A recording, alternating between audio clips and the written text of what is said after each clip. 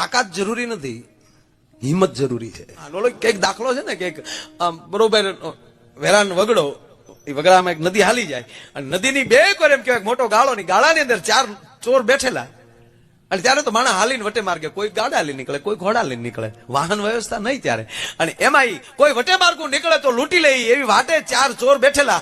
અને એમાં એક જણો ઘોડું લઈને નીકળ્યો, હોનાની શર્ટ, 8 આંગળમાં વીંટ્યું, ઘરેણાના પાર નહીં, શોખીન જુવા, અને એવી રાંગમાં ઘોડી, ભાઈ ઘોડી રમાડતો હાલ્યો આવે. જોયું એટલે ઓલા ચારે એક નક્કી કર્યું કે આમાં કઈક કહો છે લ્યો.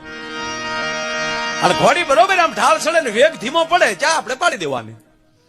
પણ ઘટના એવી ઘટી, બરોબર નદીના વેન પાસે આવે છે, ગોઠણ થી નીચું થોડું પાણી, એટલે અસવારને એવું થયું કે ઘોડીના પગ પાણી વાળા થાય, શોખીન માણા, અને પછી પાણી વાળા ડાબલા પાછા એમ કહેવાય કે ધૂળમાં જાય તો રજ એના પગે ચડે, પગે ચોટે, મારી ઘોડીના પગ બગડે.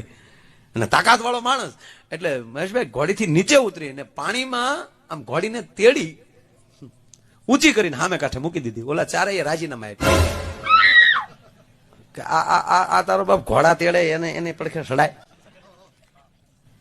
પણ જો મૂંગો ઘોડી ઉપર સડી જાય તો વાંધો નહીં. મોઢું ધોયું પાણીમાં, અને પાણી મોઢું ધોઈને પાઘડીનો આટો કાઢીને સોગે મોઢું લૂછ્યું. હમણાં તો ચૂંટણી હાલે, એક ભાઈ નું સાયકલ નિશા, એ ટોળું નીકળે, વોટ ફોર સાયકલ, યાદ રાખો સાયકલ. એમાં એક ડોશીમાં ફળિયામ દરણું કરતા હતા. ન્યા જઈને કીધું, એ મારી સાયકલ નું ધ્યાન રાખજો, એ તાળું મારતો જા. એને એમ કે અમારે ફળિયામ મૂકવા આવ્યો. એ પછી ટેમ્પો લીધો, એ દિગુભાનો ત્રાપજમાં ટેમ્પો, ભીખુભાન એ બધા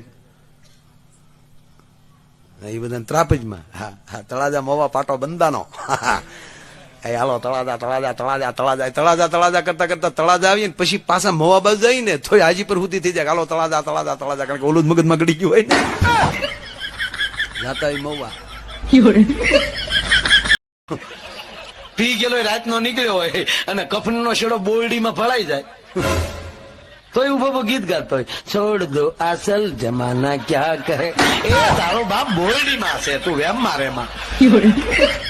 હકીકત તમે કોને અરે ભટકાવ ને તોય આબરૂ વધી જાય, મોટા માણા અરે ભટકાઈ ને તોય આબરૂ વધી જાય. આ કૃષ્ણ અરે કંસ ભટકાણો ને એમાં એને ઓળખતા છે બધા. રાવણ રામ અરે ભટકાણા એટલે બધા ઓળખતા છે. આ ભેંસો આપડા રોડ ઉપર કેટલી વાર પીલાણી. કોઈ દી બીજા છાપામાં આવ્યું, ટાઈમ્સ ઓફ ઇન્ડિયા કોઈ દી આવ્યું, ઉના ગરાળ રોડ ગાંગડા માથે એક ભેંસ ને બીજો ટેમ્પો અથડાણા, એવા હમાસર કોઈ દી આવે નહીં. પણ એ જ ભેંસો સુરતના રનવે ઉપર ચડી અને સુરતમાં પ્લેન આરે ભટકાણી.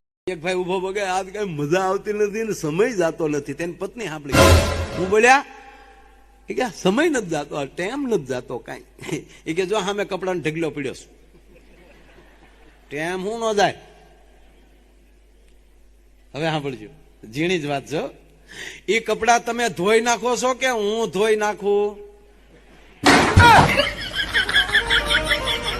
સમજાય ત્યારે દાંત કાઢજો. અને અમારા સાહેબે તેથી સાપુતારાનો પ્રવાસ કર્યો અને વળતા આવતા હતા ત્યારે બાપુ રામાયણનું શૂટિંગ, ત્યારે એ ડાંગ જંગલમાં રામાયણનું શૂટિંગનો આખો સેટ ત્યાં જંગલમાં ઉભો કર્યો. એટલે વળતા અમારા શિક્ષકે એ શૂટિંગ વાળાનો કોન્ટેક્ટ કર્યો, રામાનંદ સાગરના સ્ટાફનો, કે અમારા છોકરાઓને શૂટિંગ જોવું છે તો લાવી શકીએ? બોલા કે યસ.